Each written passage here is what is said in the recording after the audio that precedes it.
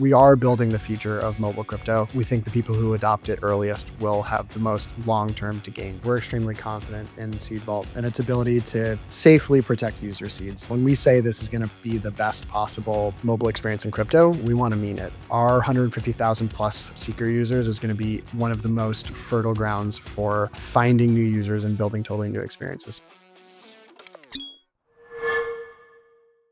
GM and welcome back to Solana Floor. I'm super excited today to have Solana Mobile General Manager Emmett back on, because the last time we spoke with Emmett was when the Seeker had about 140,000 pre-orders and production was still very much largely under wraps. We were in Singapore for Breakpoint, but fast forward to today, and the Seeker is set to ship globally on August 4th, and I'm fairly confident the entire Solana ecosystem is very excited about that.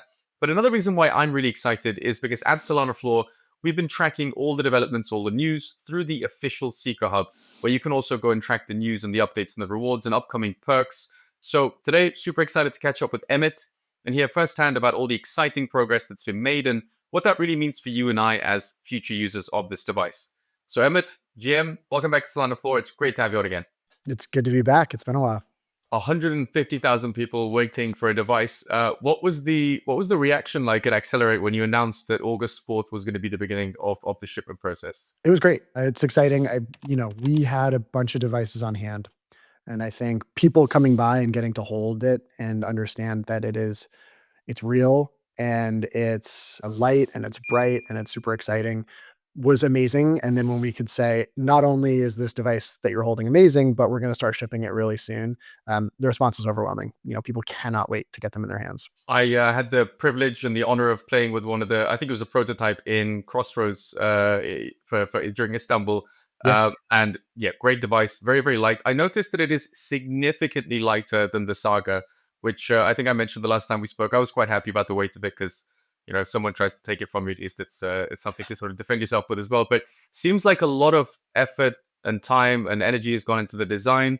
Is there anything that stands out to you design-wise that is your sort of favorite aspect, your favorite element of the phone? Yeah. So physically, there's two things. One is it is lighter. It's a kind of a joy to hold, a joy to carry. I think, especially with regards to Saga, but also devices more broadly. It's hard to feel like this thing is weighing you down and it's hard to bring. Some of our customers, they may use this as their secondary device, right? They may have one device that's strictly for personal communications and whatever. And then this becomes like their secure, super useful gateway into all things crypto. And certainly for that cohort of customers, like we can't give them some brick and expect them to be able to justify having a second device. So we spent a ton of time trying to optimize for that and being really mindful about that. I think the second other physical piece that I'm most excited about is our camera array.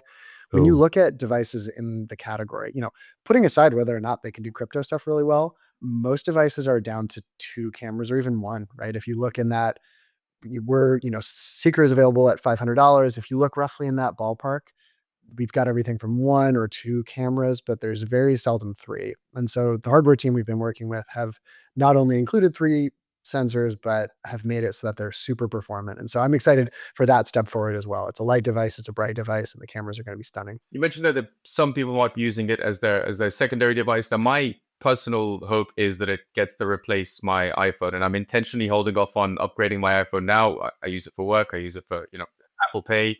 Uh, Multiple times a day, I'm paying for stuff using my phone. So my personal hope really is that the phone device replaces my need for sort of being a part of the Apple ecosystem altogether. But before we get too deep into the phone specifics, I want to very quickly ask you about something you mentioned on stage during Accelerate, because I didn't quite understand it. You said Solana Mobile is expanding in the Web3 ecosystem, and we're doing this by decentralizing everything from the economy to the incentives. Can you just unpack that for me, maybe from a user perspective? What does that mean for me as somebody who wants to not use an iPhone and would rather use a Seeker all day, every day? Yeah, you mentioned the one of the things that keeps people in the Apple ecosystem, which is the ecosystem, the connection of all the software and the products, and the fact that it extends beyond just an iPhone. It extends to headphones and tablets and computers.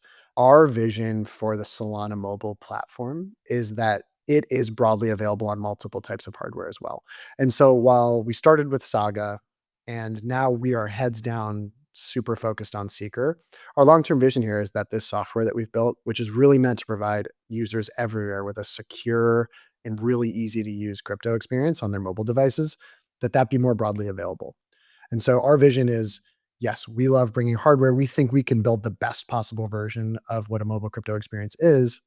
But the truth of the matter is the software that we're building could be available on more types of devices. And so we're going to be opening everything up. We want to make the software easy to implement for multiple types of device manufacturers. We want to work with them, whether it's a phone, whether it's something else. We want to bring users, no matter where they are, the best possible crypto experience. And not only that, we want to do it in a way that is truly open and decentralized. One of the things that has made the existing ecosystems unable to shift with the speed of crypto is that they're so closed. They're so locked down, right? There's one party at the center who's calling all the shots. They're setting the rules, they're setting the fees, they're saying which software can run where. We don't think that is the best way for us to accomplish our goal of having this running on all types of devices around the world.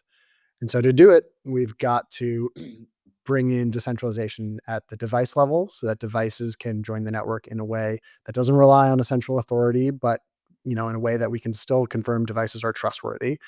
And the same on the app front, right? We want apps to get distribution. We want them to connect to users around the world, but we don't want to have a single party in there who's calling balls and strikes and saying, this app is allowed in, this app isn't, in a way that is frankly really hard to follow in the existing app stores.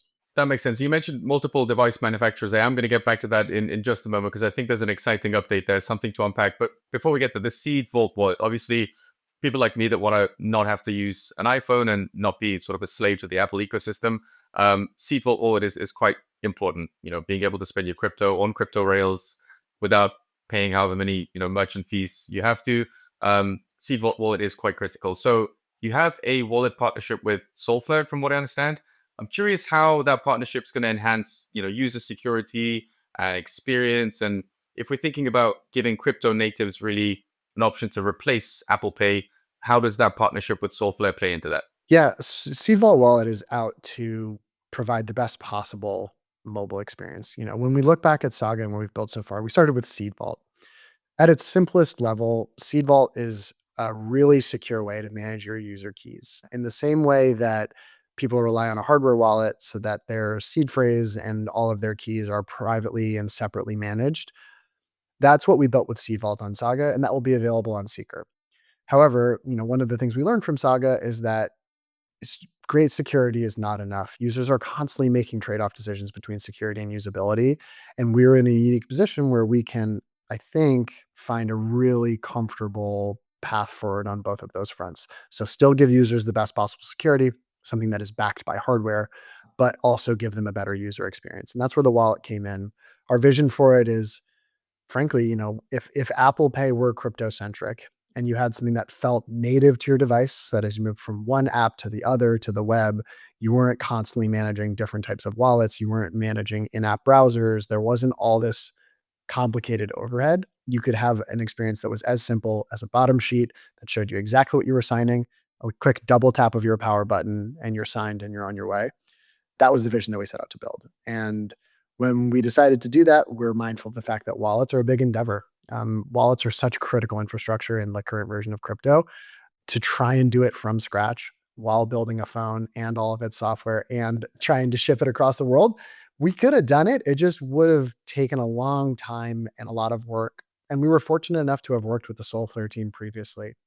They built a version of their wallet that supported Seed Vault with Saga, and so as we came into this next chapter and we wanted to really expand our wallet goals, they were one of the first teams we talked to. We knew that they had really good UX chops, really good technical chops.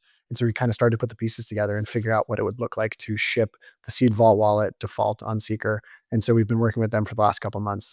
They've been great. And I think it will be a real eye opener. We were able to demo a really early version of it to folks at Accelerate, showing what the signing experience could be. And I think it's starting to click into a place for a lot of users that the current version of using wallets, using in-app browsers, trying to use embedded wallets is just not a path forward. It's not as delightful as it is to use an Apple Pay or a Google Pay and other apps. There's obviously a huge amount of pay-fi innovation happening, not just in the Solana ecosystem, but across crypto more broadly.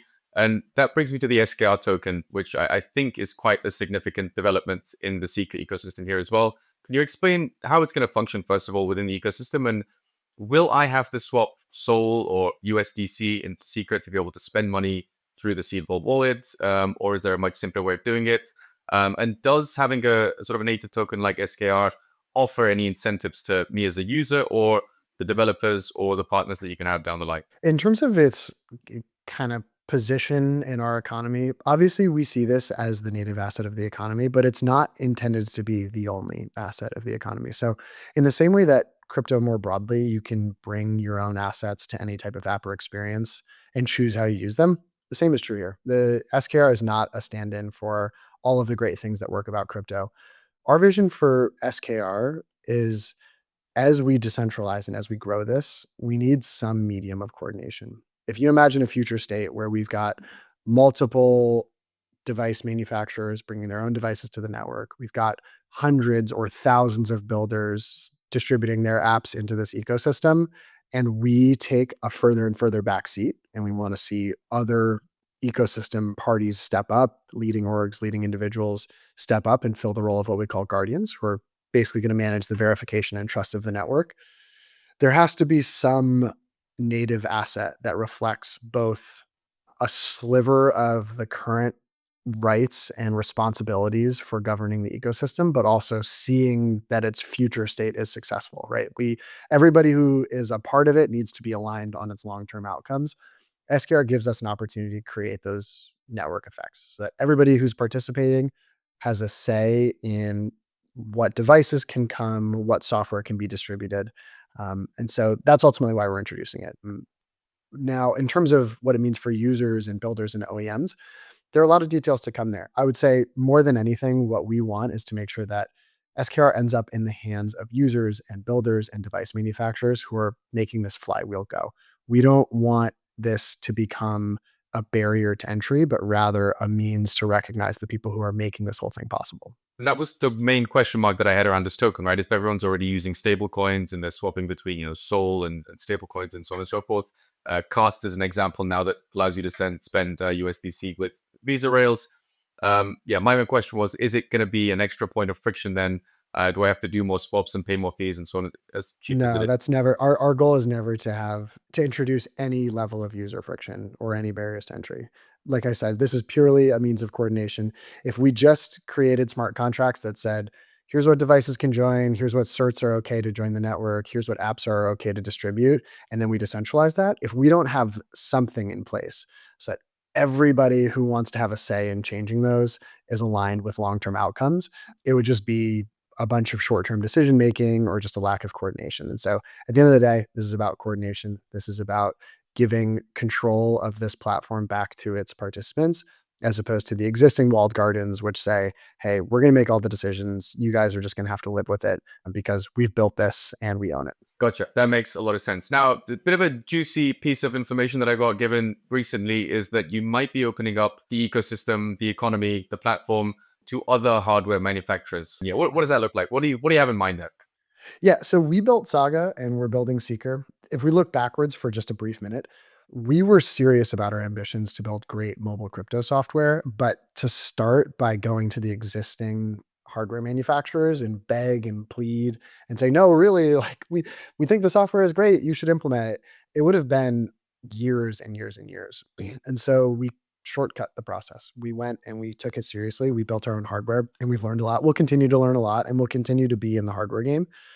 But like I said, we don't want the great experiences, both on the security and usability side, that we've built to be restricted.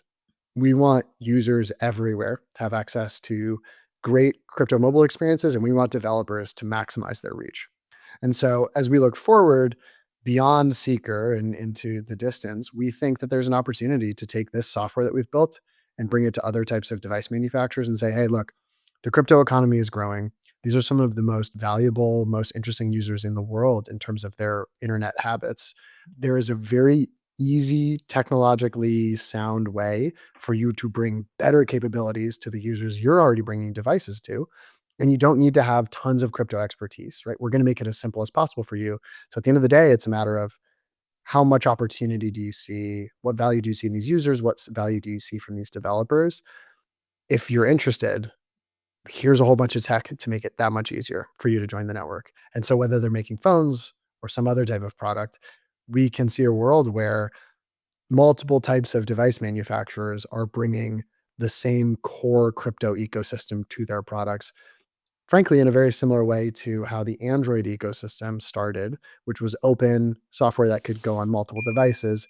Over time, that became more centrally owned. The Google flavor of Android is kind of the winning variant of it. But in the early days, it was open, and we think we can do the same.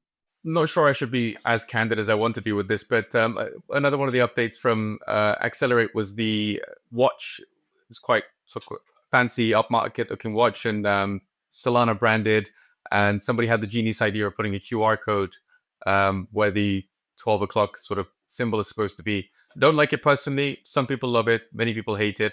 The reason why I'm sort of connecting this to watches is I guess it's also a bit of a security risk. If you're walking around with a QR code of your wallet address linked to it. So in an event where you're opening up to multiple device manufacturers, new devices to come into the ecosystem, how do you guarantee security for the people that are using the device? Would you make sure that they're using the software that you've developed in partnership, let's say, with Solflare? Or is that something that you have to discuss down the line? From a device perspective, a device security perspective, we're extremely confident in Seed Vault and its ability to safely protect user seeds. We've spent a lot of time not only on Saga, but on Seeker, really nailing that security profile and having it properly audited. So, in the same way that your existing hardware wallet is as safe as you're able to keep your seed phrase private, the same will be true of any wallet that you use on Seeker, specifically through Seed Vault. So we think that that security profile is enough technologically. There's some operational security that all users should think about in our space, right? For us, we wanted to be really thoughtful about the phone design itself. We wanted it to stand out and be something that is interesting and doesn't just look like every other phone, but not necessarily be an invitation. Like, oh, this person must have a whole bunch of crypto in there, and I want it. We wanted to make it refined, make it elegant, make it something that would not draw unnecessary attention, but we would hate for users to think of this device as something that they need to leave at home and lock in a safe. That's the opposite of what we want people thinking about. This should go with you everywhere. You should have tons of trust that the hardware security itself is top notch, and just be thoughtful, be mindful. Don't do anything you wouldn't do if you had too much cash in your wallet, right? You try and be careful in those instances too. Could you unpack TEEPIN for me? What does it mean and why is it critical? Yeah, TEEPIN stands for Trusted Execution Environment Platform Infrastructure Network, which is a lot. And it is complicated. I won't lie. Like, there's a lot of technical nuance into what we've built or what we're in the process of building here. At the end of the day, what we needed in order to accomplish our goal of let's open up the platform, let's invite builders, let's invite hardware manufacturers, and let's have it all be governed in a decentralized fashion. We needed a new type of architecture because existing mobile architectures are built around the basis that there's a central party who's saying, like I said, this software runs here, this software runs there, this app is okay, this app is not okay. So to decentralize it and grow it and maintain trust and security and safety, we need to innovate. And that's where TEEPIN comes in. At the end of the day, this TEEPIN relies on this secure hardware that's already available on most devices. The TEE and TEEPIN is trusted execution environment. It's a very secure way for devices to prove that they are who they say they are. Then we have a layer where guardians, who are effectively the responsible parties for keeping the network safe and secure, are managing those verifications, and all of that activity is managed on chain. So which devices are okay, which certifications are okay, which apps are okay. The guardians are checking both the on-chain contracts and they're checking the attestations that come from a device's trusted execution environment to keep things moving so that they continue to grow and continue to scale, but nobody has to worry about how secure or safe the person on the other part of the transaction is. So I want to talk about global adoption here as well. We briefly spoke about this during Breakpoint. The price difference is quite striking. Obviously, the Saga was going to market at $1,000, and we're now talking about $450 for the early adopters and $500 currently. What does it mean, and was it difficult to offer such a feature-rich phone with security in mind, with all these partnerships in mind, with a great camera that also looks good, it's quite light? Was it difficult to offer that phone at $500? Or did you think, no, it's absolutely critical from a global adoption perspective, and we have to make sacrifices, and we have to make sure it's $500? A little bit of both. We obviously set out knowing that we wanted to bring a device to more markets this time. And we were fortunate. The Solana ecosystem stepped up. We pre-sold 100,000 of these, I think, within a month.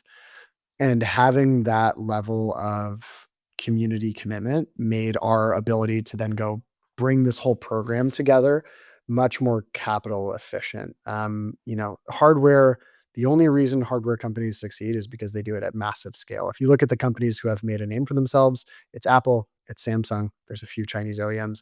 Even Google to this day is having a hard time monetizing its hardware programs. And so we had enough demand to make it viable. Bringing it to this next phase of continuing to grow, it takes additional capital. Solana Labs remains super committed to mobile. We're not going anywhere. We're going to continue to pour gas on the flames, but we want to take advantage of other teams' skills too. There's lots of great hardware builders out there who are building really good products that we think could use a little bit more crypto love. Now that the device is being shipped and, manufactured and shipped, let's say the shipping date is announced, I'm super, super excited. I've been waiting for months and months and months. But for you, I guess, I hope at least you've had a moment to sort of take a deep breath and look back and reflect over the progress. And I'm curious about that. What the biggest struggle so far has been? Was it the pricing? Was it the design, the manufacturing side of it? Or do you maybe think it's none of those things? It's going to be the logistics and the shipping of this device around the world that's going to be the biggest struggle. The biggest struggle we have is bringing really interesting differentiated apps to our users through the dApp store. Hardware is hard, like it's really expensive and it takes a long time. And I would encourage teams thinking about it to take a very, very, very long pause before they hit go. And, global logistics are really challenging. Putting aside tariffs and like ever shifting trade wars, it's hard enough. But really, at the end of the day, what's hard is we have a community of people who are expecting a really great product, and there's only so much of the great software experiences that we can build.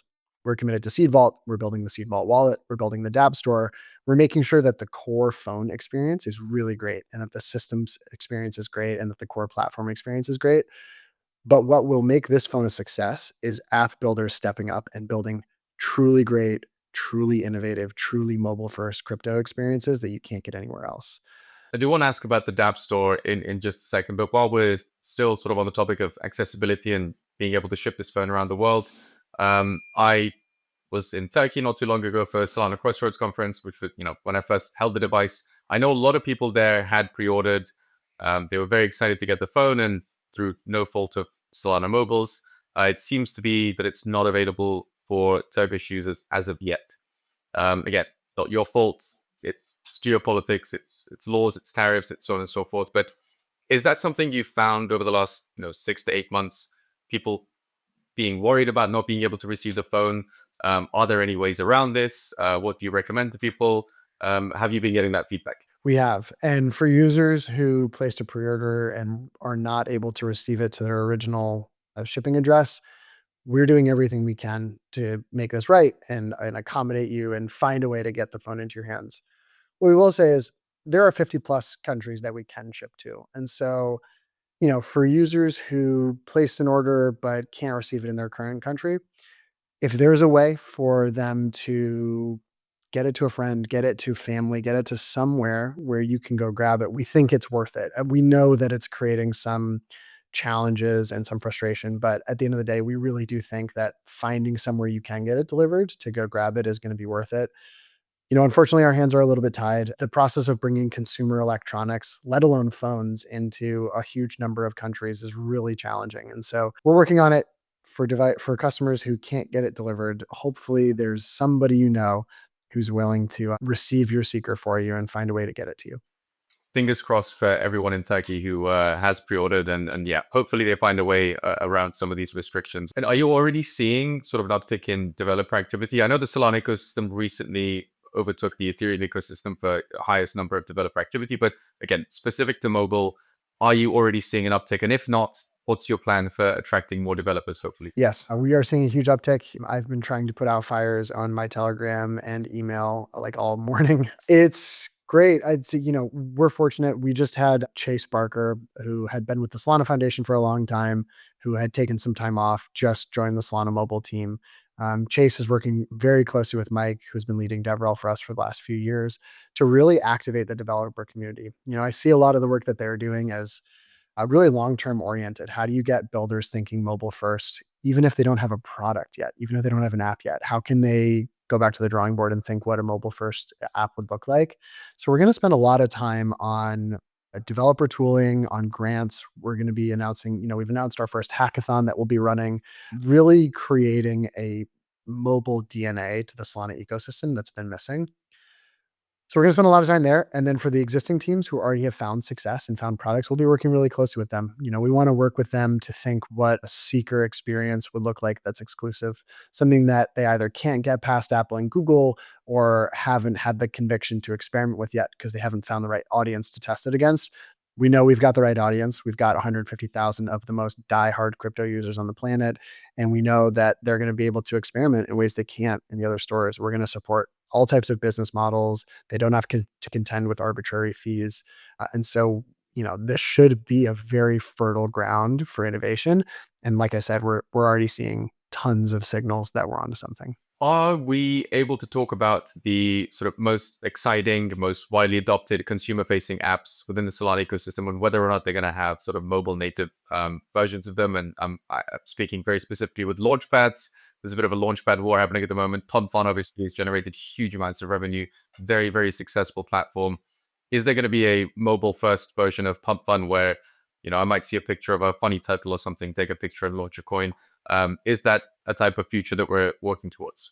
100%. Yeah. Well, I see a world where one of the things that's made phones very interesting is they've totally changed the content economy because everyone's a creator. The like barrier to entry to make stuff has never been shorter, whether that's because you have your phone with you all the time or because of AI. Like people can just make things and put them out there. They can publish them to social media. They don't have to think. They can send them to anybody. They can just get it and go and just try to create. Phones are sort of uniquely suited for that, right? Whether it's seeing a picture of something on the go or just like having a very random thought on the train and not needing to like write it down and then do something with it later. So I think the launchpads are really interesting in trying to capture people's creativity in a totally new way. Like not only can you have creative ideas and have the tools to make those on the go, but then use them to find an audience and go from there. So I think there's going to be a lot of innovation in the launchpad space. We're fortunate that there's competition in the space, that there's a lot of teams who are trying new approaches. I think Seeker, like I said, is going to be a really compelling audience to test some of those more innovative features against. So I expect to see a ton there. But it goes beyond launchpads. There's just an immense number of categories where we're seeing a renewed interest from builders in what mobile native experiences look like. Whether that's dPin, dPin's been a really core use case for us all along.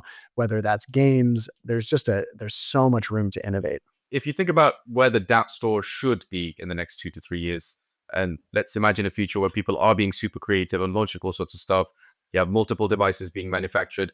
What do you really want to see happening in the immediate future so we can get to that point with the dApp store in mind? I don't know, to be honest. I think that's the beauty of it.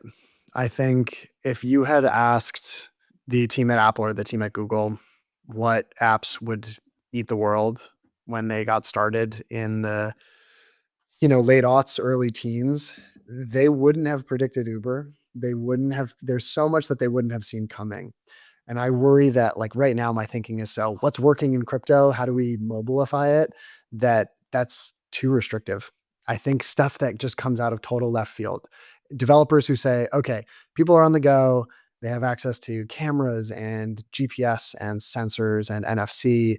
And we've got the blockchain, which offers so many opportunities for peer-to-peer transactions, no middle people, instant settlement on Solana. Like, what types of things could we build that take advantage of always available, super fast, all the things that mobile and Solana are both good at? I think we're going to see a lot. And so I don't know. If I knew, I would be seeing it from the rooftops every day until I saw 10 versions of it in the store.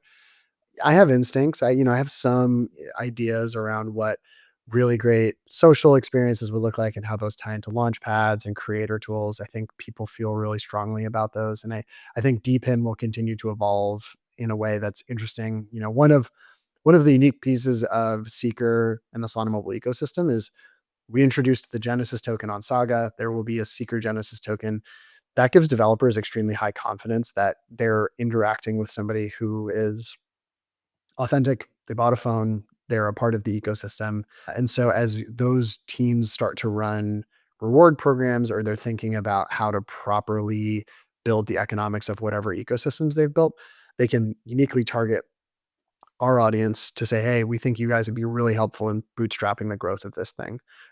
So anyway, I don't know the exact answer, but there's a world of opportunity that I'm excited to see. Sounds like we're in for a bit of a roller coaster with the dApp store and I everything think that so. might be launched. I think so. I'm excited. Let's stay thinking about the future here. Post launch, let's say everyone's got their phones. 150,000 phones have been shipped. Do you expect sort of a second, maybe even a third wave of orders to come in? And from a production, manufacturing, distribution perspective, are you guys ready for that? If there is another 150,000 overnight, everybody's partner or best friend or cousin or neighbor decides to order one as well. What happens then? So if you bought your phone, please give us your shipping address. We're trying to get those out. So head to solanamobile.com/shipping. We expect to be able to ship them out starting August 4th and get them out into hands really, really quickly. If you didn't already buy one, you can definitely go buy one right now. Store.solanamobile.com. You can add one to your cart.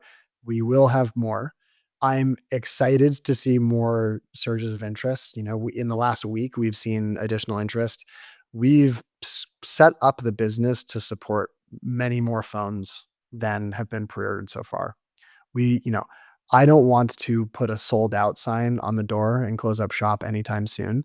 I want to keep selling these devices so long as there are people who are interested in coming on board. So, if you had sat out the pre-order craze a year ago and are worried now that if you pre-order, you're not going to get one or you won't get one in time, don't worry. We've intentionally made sure that that's not the case. So go order yours. It will be worth it. We're really excited both about the products that we're building, but also the products that the ecosystem are building, and then also about the next chapter, a more open mobile ecosystem, one that the participants, whether it's users or builders, really get to control the future of. I can't wait to get my hands on the device, hopefully August 5th at the very, very latest. And for anyone listening, you can, of course, track all the updates, the news items, the rewards, all the perks in the future on solanafloor.com at the Seeker Hub. So with that, Emmett, I want to say thank you very much for making time to talk to us. I know it's been a very, very busy week. Any final thoughts for the people out there listening to this conversation? Plenty.